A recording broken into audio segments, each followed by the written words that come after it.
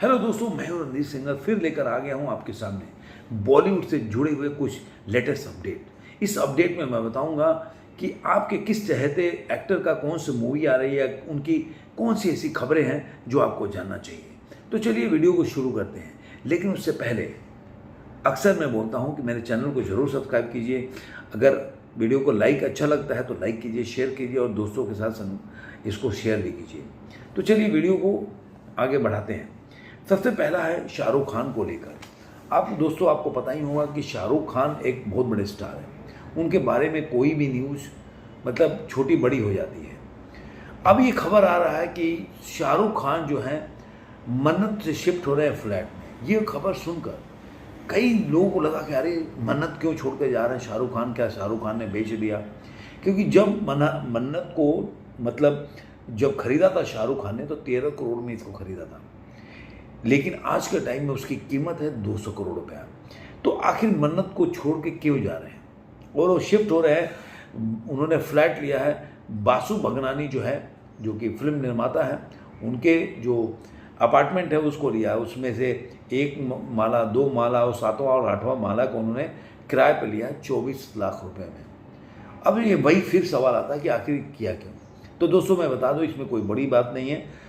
उसको 2 साल के रेनोवेशन पे डाला जा रहा है उसको, क्योंकि उसमें उन्होंने यहाँ म्यूनसिपल कॉरपोरेशन में दिया है, कुछ चेंजेस चाहते हैं, कुछ फ्लोर बनाना चाहते हैं, काफ़ी उसमें बदलाव करना चाहते हैं। इसलिए उसमें 2 साल का वक्त लग जाएगा उसके काम में, इंटीरियर काम में।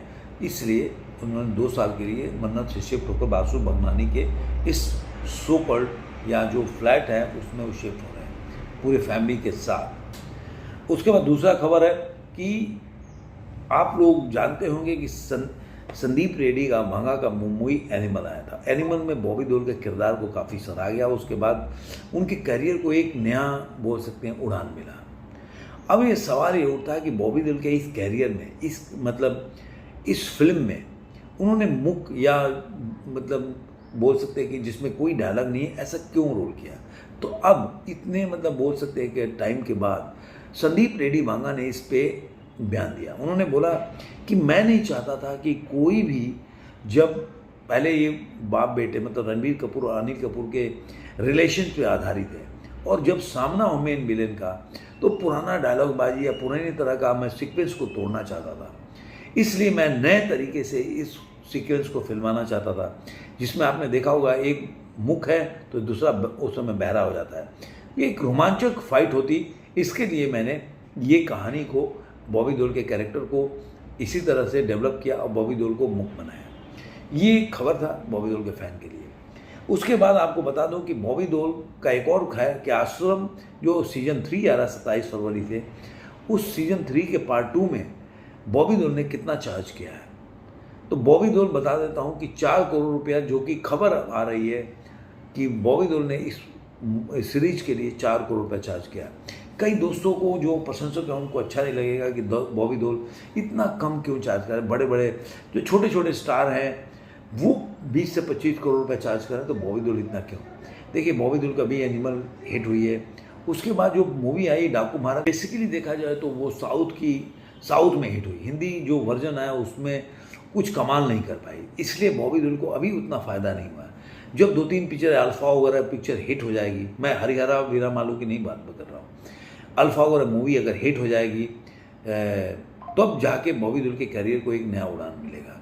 तब उनके बोल सकते हैं कि उनके मेहनताना जो फीस है उसमें काफ़ी जंप आएगा। जैसे सनी पाजी के गदर 2 के बाद जंप हुआ है, 50-60 करोड़ रुपए चार्ज कर रहे हैं। इसके बाद सिकंदर का ट्रेलर आया, और जो नैनी का पिक्चर है हिट से, वो उसका जो देखते होंगे कि एक इन्वेस्टिगेशन है, उसका पार्ट 1 पार्ट 2 मैंने देखी हुई है। पार्ट 3 में नैनी है।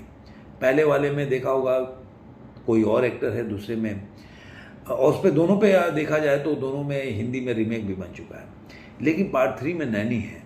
और दोनों के ट्रेलर के बारे में मैं देखूंगा तो मैं बता सकता हूँ, जो इस तरह सिकंदर के ट्रेलर को हाइप किया गया, मुझे कोई एकदम ऐसा नहीं लगा कि ट्रेलर देखने। देखिए बेसिकली हम कोई मूवी तो बनाते हैं नहीं, एज ए दर्शक जैसे कई लोग बोलते हैं अरे यार मूवी बनाता नहीं है, तुम ट्रेलर का कैसे रिव्यू कर सकता है। या मूवी का रिव्यू कर सकते हो, तुमको तो टेक्निकल मतलब उनके कहने का मतलब है कि जो मूवी देखने वो आदमी को जाना चाहिए। जैसे मैं क्यारके का देख रहा था, कोई क्लिप डाला था, क्या नाम है उसका, करण जौहर के वीडियो को शेयर करता है कि आजकल जो पिक्चर हर कोई यूट्यूबर रिव्यू करने बैठ जाता है जिसको फिल्म का ज्ञान नहीं है। भाई रिव्यू करना वही करता है जो फिल्म देखता है। भाई फिल्म मेकर अगर फिल्म मेकर ही रिव्यू करने लगे तो फिल्म भी वही देखने जाना चाहिए। फिल्म दर्शकों को कैसी लगी वही रिव्यू कर सकता था, उसके नज़र में पिक्चर कैसी है। हमें टेक्निकल चीज़ों से क्या मतलब है? हमें टेक्निकल चीज़ें देखना क्या है कि भाई आपने कौन सा रील यूज किया, कहाँ पे शूट किया, कौन सा कैमरा इस्तेमाल किया, इससे मेरे को मतलब क्या है और हम दर्शकों से फ़र्क क्या पड़ता है। पिक्चर आपने जो बनाई है वो कैसी लगी पर्दे पर, किसकी एक्टिंग अच्छी है, किसकी एक्टिंग नहीं है, हमें क्या उसके कैरेक्टर में कैसे घुस गया, उससे क्या मतलब है। जो टीवी दर्शकों के, अब जैसे क्यारके ने तो बोला था कि छावा नहीं चलेगी, बेकार पिक्चर है, लेकिन छावा ने ब्लॉकबस्टर दिया तो दर्शक ही देखते हैं ना, तो दर्शक ही रिव्यू कर सकते हैं, आप रिव्यू नहीं कर सकते हो। आप तो अपने पिक्चर को घटिया भी देशद्रोही बनाया, नहीं चली, लेकिन उसके बाद भी बोलोगे जब मैं तो पिक्चर बनाया हूँ इसलिए मेरे को ही रिव्यू करना चाहिए, तो फिर पिक्चर तुम्हें ही देखना चाहिए। मेरा ऐसा मानना है कि रिव्यू वही करता है जो पिक्चर दर्शक देखते हैं, वही बता सकते हैं। इसलिए पब्लिक रिएक्शन क्या होता है, यही होता है।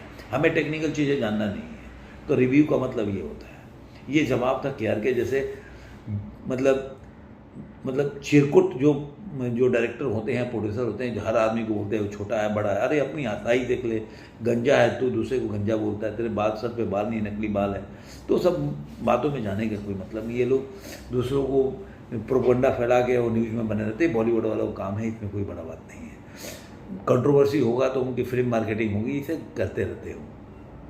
अर्जुन कपूर बोला कि हमें इनका जवाब देना चाहिए, ये हमारी पिक्चर को कैसे बायकॉट कर सकते हैं।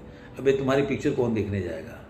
ना हीरोइज्म लुक है तुम्हारे पास, ना एक्टिंग तुमको आती नहीं है, तो इसको छोड़ देते हैं, बहुत लंबा चौड़ा हो जाएगा, बातें इसमें नहीं। अब मैं सिकंदर के ट्रेलर, मेरे को ट्रेलर देख के कुछ एकदम जो जिस तरह से इसको, या जो मुर्गाज थे उनका जैसे बताया गया कि एकदम अलग तरीके का पिक्चर बना है, ट्रेलर में ऐसा कुछ दिखा नहीं। वही साउथ का स्टाइल है, तड़का है एकदम स्लो मोशन में, और कैसे वो फाइट करते हैं, यही सब है, कुछ खास मुझे नहीं दिखा। तो पिक्चर जो एक्शन पिक्चर है, एक्शन उसको दिखाया गया है, लेकिन वही मतलब जो साउथ का जो जिस तरह से पिक्चरें बनती है, जिस तरह का फाइट सीक्वेंस हो, तो वैसे ही फाइट है, कोई अलग नहीं है, कोई अलग तरह का कहानी उतने में दिखा नहीं मेरे को। अब आते हैं नैनी का जो टीजर आ रहा है हिट का। देखिए नैनी का जो पहले वाले हिट वॉल्यूम आई थी वो एक इन्वेस्टिगेशन पिक्चर है, जिसमें आप जैसे जो क्राइम पेट्रोल देखता होगा उसको मज़ा आता होगा, भाई कोई हत्या हो गई या कोई ऐसी घटना घटी, उसका पुलिस वाला कोई इन्वेस्टिगेट करता है, तो वो देख के मज़ा आता है।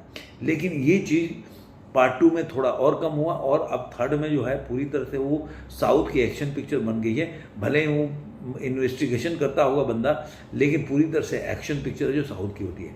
तो मुझे वो फिल्म उस तरह से, मतलब जो पार्ट 1 जो इसका पहला सीरीज था, जो एक्टर का नाम मैं भूल रहा हूँ, उसके हिसाब से अगर तुलना किया जाए तो एकदम पार्ट 2 उससे ख़राब था, और पार्ट 3 का ट्रेलर देखने के बाद मुझे लग रहा है कि पार्ट 3 उससे ख़राब होगा, क्योंकि ये एक अलग तरह का हिट जो है पिक्चर होना चाहिए, जो क्राइम फाइल है उस पर बना हुआ, तो वैसा दिखता नहीं है। एक नॉर्मल जो एक्शन पिक्चर जो साउथ की है वैसी लगती है। तो ये मेरा कहना था इस दोनों के बारे में। अब आपको बता दूं कि इस 2025 में कुछ ऐसी पिक्चरें हैं जिनमें बहुत बड़ा क्लैश होगा, और काफ़ी पिक्चरें वो बड़े बजट की हैं, जिसमें जाट है जो 10 अप्रैल को रिलीज हो रही है, इसी के साथ बोल रहे हैं सिकंदर है ईद को ही रिलीज हो रही है। इसके अलावा टॉक्सिक है 10 अप्रैल को आ रही है, तो टॉक्सिक का ट्रेलर का इंतजार मैं भी कर रहा हूँ, 2025 में आने वाली है। किंगडम 30 मई को आने वाली है, और वॉर 2 जो है 24 अगस्त को रिलीज होगी। तो देखते हैं कि आखिर इस पिक्चर में कौन बाजी मारता है और कितना बाजी मारता है।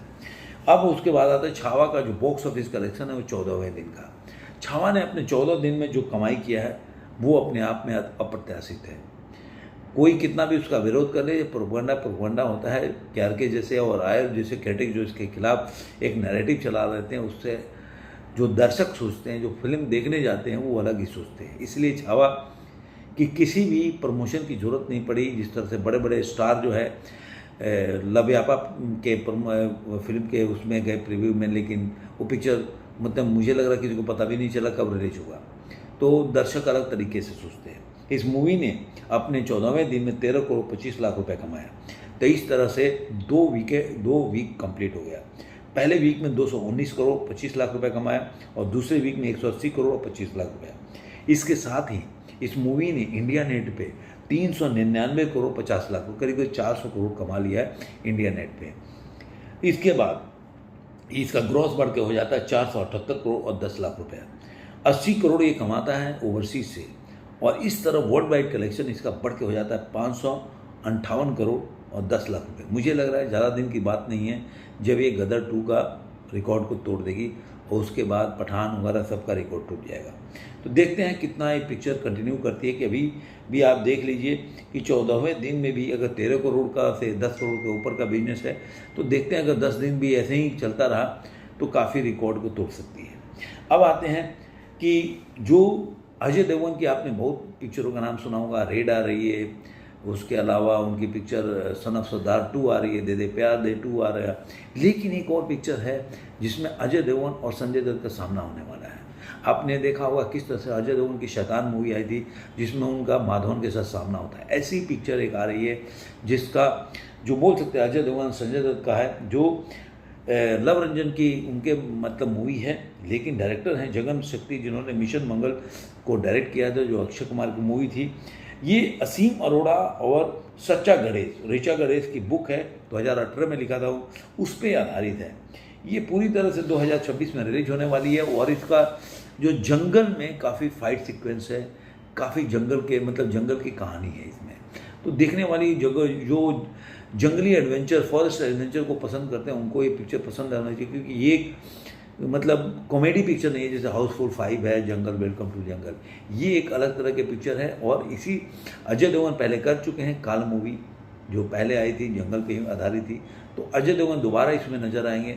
देखते ये पिक्चर कैसे होने वाली है। आपको ये वीडियो कैसा लगा जरूर कमेंट बॉक्स में बताइएगा। फिर मिलेंगे ऐसे किसी वीडियो में। आज के अंत में इतना ही।